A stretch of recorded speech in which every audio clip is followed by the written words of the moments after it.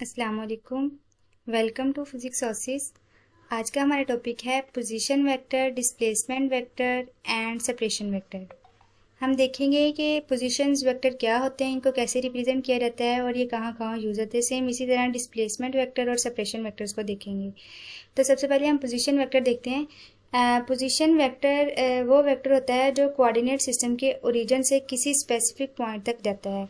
ठीक है, ये हमने एक कोऑर्डिनेट सिस्टम लिया हुआ है और इसके ओरिजिन से हमने एक पोजीशन वेक्टर ड्रा किया है आर तक। ठीक है, तो ये हमारे पास ओरिजिन ओ से लेके आर तक जो हमारे पास वेक्टर है, जो डिस्टेंस है या हमने ड्रा किया हुआ वेक्टर, उसको हम पोजीशन वेक्टर कहते हैं और इसको हमने आर से डिनोट किया हुआ है।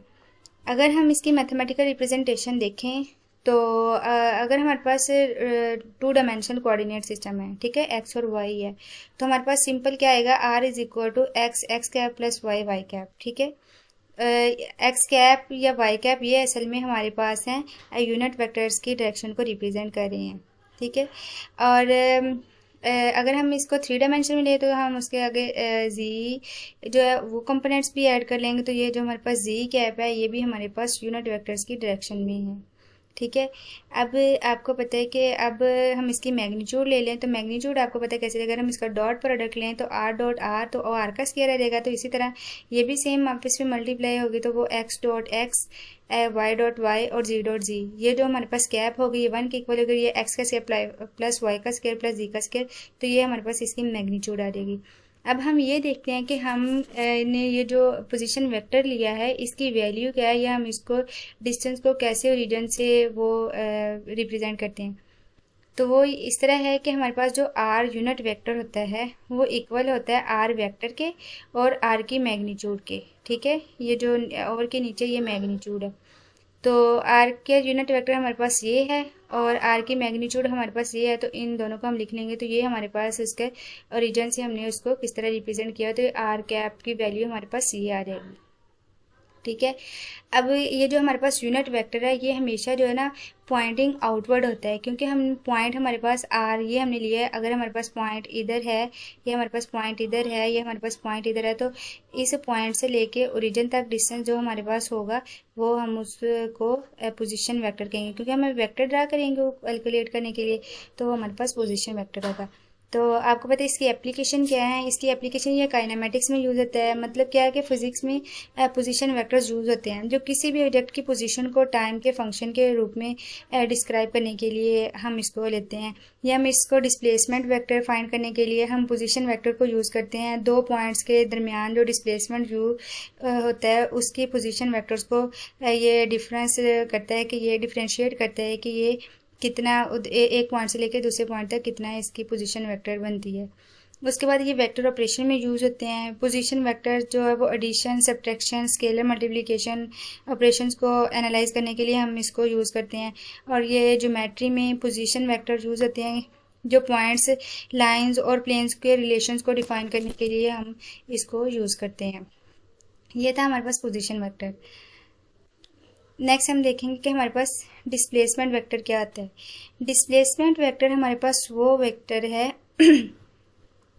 डिस्प्लेसमेंट वेक्टर हमारे पास वो वेक्टर है कि अगर हमारे पास दो पॉइंट्स के दरमियान एक ऑब्जेक्ट ए इधर है, ठीक है, उसने आफ्टर टाइम टी वो मूव किया इस डायरेक्शन में, इस पॉइंट पे आ गया, ठीक है, उसको हम ए बार के नाम का ए बार दे लेते हैं। ठीक है, तो वो उसने टाइम के बाद वो ए पहले इस पोजीशन पे था, उसके बाद वो इस डायरेक्शन में इस पोजीशन पे।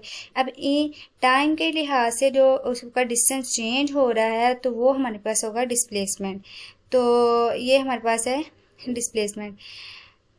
डिस्प्लेसमेंट वेक्टर हम इसको कहते हैं। तो इसकी डेफिनेशन लेते हैं। Displacement vector are the vector that represent the change in position of an object.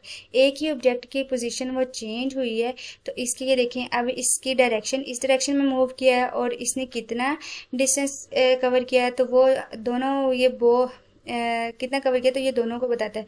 तो ये देखो, have both magnitude and direction. मतलब क्या है कि ये जो हमारे पास डिस्प्लेसमेंट वेक्टर है ये हमारे पास एक वेक्टर क्वांटिटी है।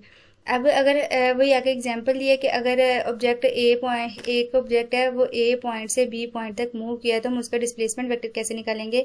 ए बी हमारे पास होगा, ए बी हमारे पास बी वेक्टर माइनस ए वेक्टर। ठीक है, ये आपको पता है कि एरो जो है ना वो वेक्टर को शो करता है। अब उसके बाद हम पढ़ेंगे कि हमारे पास सेपरेशन वेक्टर क्या होता है। सेपरेशन वेक्टर क्या है? ये सेपरेशन वेक्टर और डिस्प्लेसमेंट थोड़े से मिलते जुलते हैं। वो किस तरह? अब देखिए, इसमें ये था कि एक ऑब्जेक्ट इधर से इधर पहले टाइम टी नॉट पे इधर था, फिर उसके बाद ये ऑब्जेक्ट इधर आ गया। लेकिन सेपरेशन में क्या होगा कि दो ऑब्जेक्ट होंगे, दो ऑब्जेक्ट्स के दरमियान जो हमारे पास डिस्टेंस होगा या उनकी डायरेक्शन होगी, वो उसको हम जो है वो सेपरेशन वेक्टर कहते हैं। ठीक है, अब इसको हम देख लें कि डेफिनेशन देख लेते हैं। Separation vectors are use in physics and engineering describe the distance and the direction between two objects. ठीक है, तो दो ऑब्जेक्ट्स के दरमियान जो है ना वो डिस्टेंस या डायरेक्शन को वो शो करते हैं। और इसकी एक और डेफिनेशन देख लेते हैं। Separation vector is a vector that points from one object to another object. ठीक है, और ये उसकी मैग्नीट्यूड को रिप्रेजेंट करता है और उनके जो दरमियान डिस्टेंस है उसको डिस्टेंस के दरमियान जो है वो मैग्नीट्यूड को रिप्रेजेंट करते हैं। तो अगर हम आगे हम देख लेते हैं कि इसको हम रिप्रेजेंट किस तरह करते हैं। अगर हम इसके मैथमेटिकली देखें तो हमारे पास जो सेपरेशन वेक्टर है वो रिप्रेजेंट किया जाता है। आर जो हमारे पास है एक को टोटल डिस्टेंस कह ले, पोजीशन वेक्टर है। ठीक है, तो R2 माइनस R1 डायग्राम देख ले, फिर उसकी आपको अच्छे से समझ आएगी।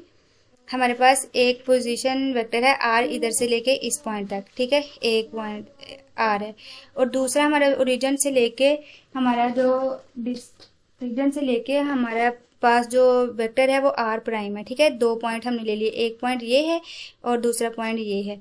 अब हम सेपरेशन वेक्टर क्या है, इन दो पॉइंट्स के दरमियान जो हमारे पास वेक्टर आएगा वो हमारे पास ये जो R है ये हमारे पास सेपरेशन वेक्टर है। ठीक है, तो अब हम इसको रिप्रेजेंट कैसे करेंगे। मान लें कि जो हमारे पास ये वाला था ये R1 था, ये हमारे पास R2 था, तो हम R2 में से जो R1 है उसको माइनस करेंगे, तो ये हमारे पास सेपरेशन वेक्टर्स की रिप्रेजेंटेशन है। इन पे एरो आएंगे क्योंकि आपको पता है कि ये वेक्टर को डिनोट करें।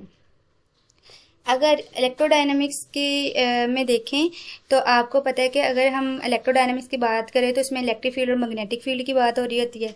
तो इलेक्ट्रिक फील्ड और मैग्नेटिक फील्ड में क्या होता है कि किसी भी ऑब्जेक्ट में दो पॉइंट होते हैं। एक पॉइंट होता है सोर्स पॉइंट और दूसरा हमारे पास होता है सिंक पॉइंट या फील्ड पॉइंट, हम उसको कहते हैं।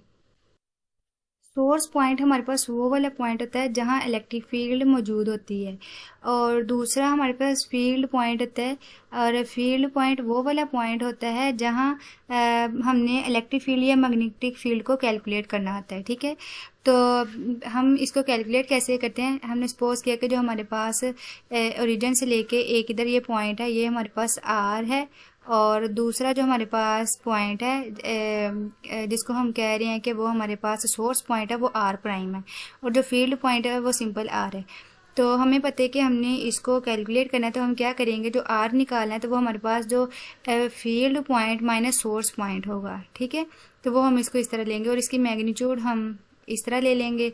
और अगर हमने इसके यूनिट वेक्टर की फॉर्म में हमने इसको लिखना है तो हम उसको लिखेंगे R into R over R का मैग्नीट्यूड। तो R हमारे पास R माइनस R प्राइम, और ये जो divided by R minus R का मैग्नीट्यूड है। ठीक है, तो आपको पता है कि हम ये सेपरेशन वेक्टर जो होते हैं ये इतने इम्पोर्टेंट क्यों होते हैं, क्योंकि हम इनके ज़रिए R जो हमारे पास होता है उसको मैथमेटिकल एक्सप्रेशन में कैलकुलेट किया जाता है। ठीक है, और अगर हम अब आगे इसको देखें कि हम इसको कार्टेशियन कोऑर्डिनेट सिस्टम में कैसे रिप्रेजेंट किया जाता है इसको, तो वो हमारे पास आ जाता है R माइनस एक्स प्राइम, और x हमारे पास है फील्ड जो फील्ड का पॉइंट है, और x प्राइम है जो सोर्स का पॉइंट है, अलोंग x एक्सिस, सेम इसी तरह अलोंग y एक्सिस और अलोंग z एक्सिस। तो ये हमारे पास R आ गई। तो इसी तरह अगर हम इसका R यूनिट वेक्टर कैलकुलेट करना चाहें तो वो हमारे पास R, ये जैसे हमने सिंपल ऊपर कैलकुलेट किया तो वो हम इस तरह कर लेंगे। तो ये था हमारे पास सेपरेशन वेक्टर्स। और आपको पता है कि सेपरेशन वेक्टर जो है हम इसको GPS सिस्टम में यूज़ करते हैं, नेविगेशन में यूज़ करते हैं किसी भी, ताकि हमें पता चल जाए कि एक फलां सिटी से किसी दूसरी सिटी अगर हमने जाना हो तो उसके दरमियान जो हमारे पास सेपरेशन है, शॉर्टेस्ट डिस्टेंस कौन सा हमारे पास बनेगा ताकि हम जल्दी अपनी मंजिल पे पहुंच सके। आई होप आपको आज का लेक्चर अच्छे से समझ आ गया होगा। अगर आपको किसी भी पॉइंट के बारे में पूछना है, कोई भी आपका सवाल है, तो आप कमेंट्स करके पूछ सकते हैं। Thank you.